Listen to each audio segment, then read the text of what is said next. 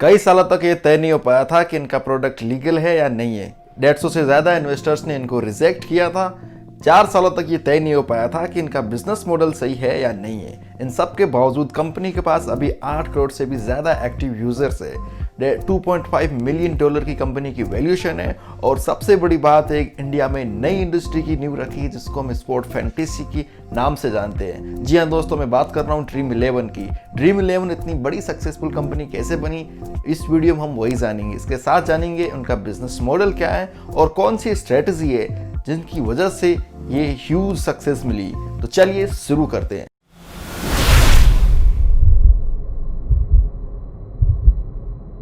ये बात है 2004 की, जब हर्षद जैन नाम का लड़का यूएस में अपने इलेक्ट्रिकल्स में इंजीनियरिंग कर रहा था और वहां पे अपने रूम में बैठे बैठे फुटबॉल के साथ फैंटेसी लीग खेला करता था। स्पोर्ट फैंटेसी यूएस और यूएस जैसे दूसरे देशों में उस वक्त होना आम बात थी, लेकिन ये इंडिया में कॉन्सेप्ट अभी तक नहीं आया था। 2004 में जब उन्होंने खेला और उन्होंने सोचा कि इंडिया में क्रिकेट के लिए इतना क्रेज है लेकिन कोई भी स्पोर्ट फैंटेसी लीग इंडिया में नहीं है, उन्होंने सोचा कि क्यों ना इसी में अपना कैरियर बनाया जाए। 2008 में अपने एक दोस्त भावी सेठ के साथ मिलकर उन्होंने ड्रीम 11 की शुरुआत करी। मजे की बात यह थी कि 2008 में आईपीएल भी स्टार्ट हुआ था। तब उन्होंने ड्रीम 11 का बिजनेस मॉडल था वो एडवर्टीजमेंट सोर्सेस पे बेस पे रखा था। कहने का मतलब ये कि जो भी यूजर ड्रीम 11 पे अप्लाई कर रहा था, ड्रीम 11 के जरिए खेल रहा था, उसको कोई भी पैसे नहीं देने होते थे। उसके बदले में उसको कुछ मिल भी नहीं रहा था, बल्कि उसके बदले में उसको रैंकिंग मिल रही थी। 2012 तक उन्होंने यही मॉडल रखा। 2012 में उन्होंने बिजनेस मॉडल को चेंज करने का सोचा। उन्होंने सोचा कि जब तक यूजर्स के पैसे नहीं लगेंगे उसका इन्वॉल्वमेंट इतना तेजी से नहीं आएगा, यूजर्स को मजा नहीं आएगा खेलने में, उसको हार या जीत का ज्यादा फर्क नहीं पड़ेगा अनलेस अनटिल जब उसका खुद का पैसा इन्वेस्ट नहीं किया हुआ हो। तो उन्होंने 2012 में यूजर्स को इनकरेज किया कि आप भी अपने पैसे इस गेम में लगाइए, एक पूल में लगाइए जहाँ पे कई सारे लोगों के पैसे लग रहे थे। और फिर उनमें से आधे लोगों को यानी कि 75% जितने भी पैसे आते थे वो वापस विनिंग में चले जाते थे और बाकी के 25% ड्रीम 11 का कमीशन रह जाता था, या उसको फीस चार्जेस भी हम बोल सकते हैं। ये मॉडल उन्होंने रखा। 2012 में ये मॉडल रखने के बाद कंपनी ने इन्वेस्टर्स को अप्रोच करना शुरू किया। 2014 में उनको पहली फंडिंग मिली। कलारी नाम की कंपनी ने ड्रीम 11 में पहली बार फंडिंग करी। उसके बाद कंपनी को जरूरत थी ऐसी स्ट्रेटजी लाने की जिसके बदले में कंपनी को सक्सेस मिले। अब हम डिस्कस करेंगे कि वो कौन सी बिजनेस स्ट्रेटजी थी या मार्केटिंग स्ट्रेटजी थी जिसकी वजह से ड्रीम 11 इतनी बड़ी कंपनी बनी। पहली स्ट्रेटजी थी identify the user behaviour. Dream 11 ने पहली बार सबसे पहले जो काम किया था, उन्होंने काम किया कि यूजर्स को समझना बहुत ज़रूरी है, यूजर्स का बिहेवियर समझना ज़रूरी है। तो उन्होंने जो फर्स्ट फैक्टर पकड़ा वो ये था कि यहाँ पे हर आदमी एक्सपर्ट है नॉलेज में, वो हर आदमी ज्ञान बांटना चाहता है। तो पहला था ज्ञान बांटना। जैसे भी अगर हम अपनी आम जिंदगी में देखें तो हम ये हर चीज़ डिस्कस करते रहते हैं कि अगर ऐसा नहीं होता ये होता तो ये होता। क्रिकेट में भी यही होता है। क्रिकेट में क्या होता है कि जैसे भी कोई खेलता है तो कहते हैं कि इसने अच्छी बैटिंग नहीं करी, अगर इसकी जगह ये होता या इसकी जगह और इसको दिया होता तो शायद रिजल्ट अलग होता। तो उन्होंने हर एक आदमी को मौका दिया कि आइए आप अपना जो भी अपने स्किल से, जो भी आपका ज्ञान है, जो भी आपके प्रेडिक्शंस है, आप यहाँ पे लगाइए। दूसरा जो था कंपटीशन क्रिएट किया यूजर्स के बीच में। देखिए क्या होता है कि सबसे जो नियरेस्ट कंपटीशन होता है वो हमारे आसपास के लोगों से होता है, उसके बाद हम दूसरों से कम्पीट करना शुरू करते हैं। ड्रीम 11 में भी ऐसा ही हो रहा है। आप अपना ड्रीम 11 आपके पास मिला है, मैं अपने दोस्तों के साथ शेयर करूंगा या अपने फ्रेंड्स या क्लोज जो भी होंगे मेरे, मैं उनके साथ शेयर करता हूं और फिर मैं उनके साथ कम्पीट करना शुरू करता हूं कि उसकी टीम कितना जीती है, मेरी टीम कितना जीती है। तो उन्होंने एक कॉम्पिटिशन क्रिएट किया।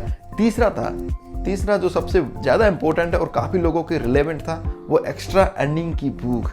हर कोई चाहता है कि वो अपना जो भी जॉब कर रहा है या पढ़ाई कर रहा है उसको कुछ ना कुछ पॉकेट मनी के लिए एक सोर्सेस चाहिए होता है। ड्रीम 11 वो आपको सोर्सेस दे रहा है। कहने का मतलब ये कि आप आइए, आप अगर आपके क्रिकेट में नॉलेज है जो कि इंडिया में होना बहुत आम बात है, आप अपना नॉलेज वहाँ पे पुट करिए और देखिए आप अर्निंग कर सकते हैं। दूसरी बात ये है, अगर आपकी अर्निंग ज़्यादा प्रेडिक्शन सही निकले तो आप करोड़पति भी बन सकते हैं। चौथी बात ये, कस्टमर को ही उन्होंने एडवर्टीजमेंट होर्डिंग पे रखा। मतलब कस्टमर एडवर्टीजमेंट होर्डिंग कहने का मतलब ये कि जो भी विनर हो रहा था, जो भी जीत रहा था, ड्रीम 11 वाले उनका वीडियो बनाते, उसको प्रमोट करते, वो कस्टमर से उसका एक्सपीरियंस दूसरे लोगों से कहलवाते। ठीक वैसा ही हो रहा है, जो भी इसका प्रोडक्ट या सर्विस कोई कंज्यूमर यूज़ कर रहा है और कंज्यूमर अपना एक्सपीरियंस किसी दूसरे को बताता है, तो उसके इंक्रीज होने के या उसकी जो क्रेडिबिलिटी के चांसेस होते हैं वो ज़्यादा बढ़ जाते हैं। ड्रीम 11 ने वही किया।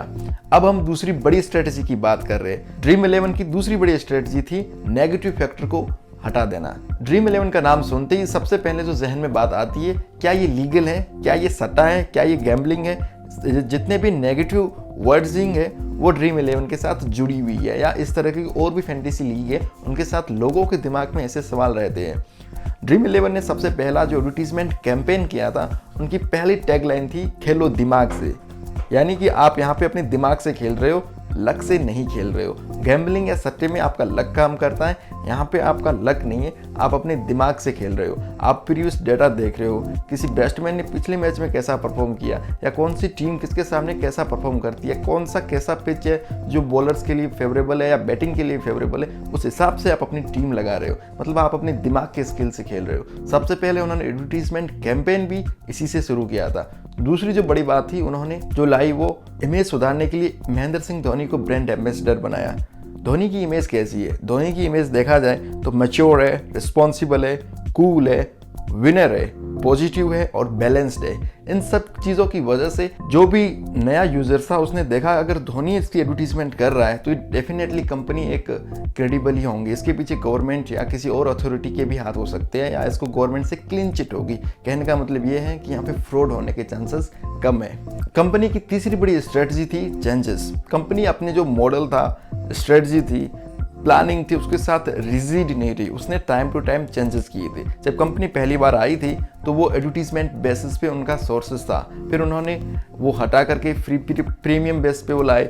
उसके बाद पहले उनकी जो लीग होती थी वो पूरे टूर्नामेंट में आप टीम पे पैसा लगा रहे हो, ना कि सिंगल मैच पे। फिर उन्होंने देखा कि इसमें लोगों का जो इन्वॉल्वमेंट है वो कम हो रहा है, क्योंकि लोगों के पास इतना टाइम नहीं, लोगों में इतना धैर्य नहीं है, वो इतना कमिटमेंट है वो उनका ज़्यादा लंबी देर का नहीं है। लोग ज़्यादा देर तक वेट नहीं करते अपना रिजल्ट देखने के लिए। अगर मैंने अभी लगाया है तो मुझे उसका रिजल्ट थोड़ी देर बाद में देखना होता है। तो उन्होंने इन सब फैक्टर को चुनते हुए उन्होंने अपना जो फॉर्मेट था बिजनेस मॉडल का वो उन्होंने टाइम से चेंज किया। तो दोस्तों ये वीडियो था ड्रीम 11 और उनकी बिजनेस स्ट्रेटजी, बिजनेस मॉडल और हर्षद जैन की कहानी का। आपको ये वीडियो कैसा लगा आप हमें कमेंट बॉक्स में कमेंट करके बताएं। आगे हमें कौन सी कंपनी पे वीडियो बनाना चाहिए प्लीज़ हमें वो भी कमेंट बॉक्स में कमेंट करके बताइए। अगर आपको अच्छा लगा तो प्लीज़ लाइक, शेयर और सब्सक्राइब करिए। मिलते हैं अगले वीडियो में।